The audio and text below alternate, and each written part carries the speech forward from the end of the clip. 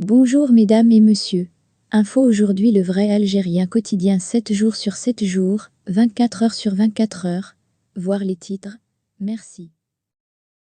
Algérie-Tunisie, le duo Algérie-Tunisie dont l'amitié n'a jamais été démentie.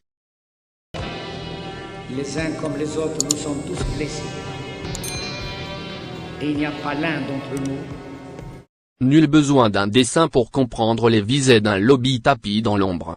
Moins d'une semaine après la polémique du gaz, on lâche la meute contre les propos de Tebboune.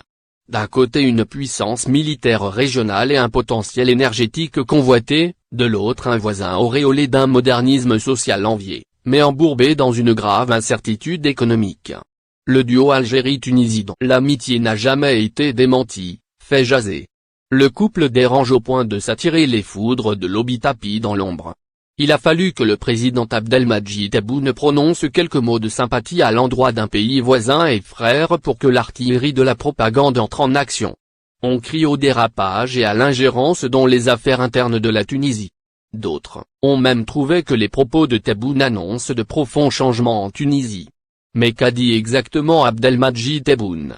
Avec l'Italie, nous sommes prêts à aider la Tunisie et la Libye à revenir sur le chemin de la démocratie. Ce n'est certainement pas avec ces propos que l'Algérie va renier son sacro-saint principe de non-ingérence dans les affaires internes des pays tiers. N'ayons pas la mémoire courte.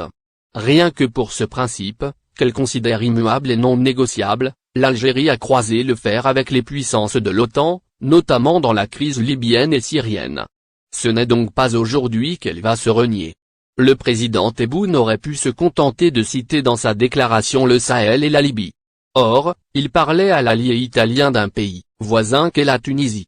Le but n'étant autre que celui de plaider la cause d'un pays frère qui passe une mauvaise période et d'entraîner l'Italie dans cet élan d'aide et de solidarité. Pour ceux qui connaissent la qualité des relations entre l'Algérie et la Tunisie, il est impossible de douter d'un quelconque revirement de l'Algérie qui a toujours été généreuse envers sa petite sœur.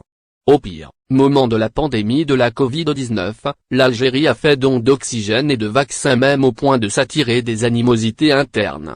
En décembre dernier, elle a attribué un prêt de 300 millions de dollars pour alimenter le budget de l'État et permettre de payer les salaires des fonctionnaires. L'amitié a un coût et c'est aussi parce que la Tunisie constitue la profondeur stratégique de l'Algérie. Quand la Tunisie va mal, l'Algérie aussi. Les deux pays ont le devoir de préserver le précieux legs de la stabilité et de la sécurité. Nul besoin d'un dessin pour comprendre les dessins d'un lobby tapis dans l'ombre. Moins d'une semaine après la polémique du gaz, on lâche la meute contre les propos de Tebboune. Il y a quelques jours, des rumeurs relayées sciemment sur la toile, faisaient croire que l'Algérie avait refusé d'approvisionner la Tunisie en gaz. C'est le secrétaire général de l'Université générale de l'électricité et du gaz qui a été, malgré lui, à l'origine de cette polémique.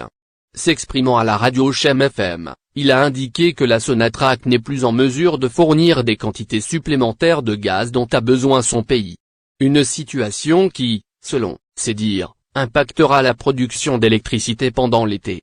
Or, la réalité est que cette part additionnelle fournie en dehors du contrat nécessite une programmation technique, ce que l'Algérie ne pouvait faire en raison de la forte demande de gaz naturel.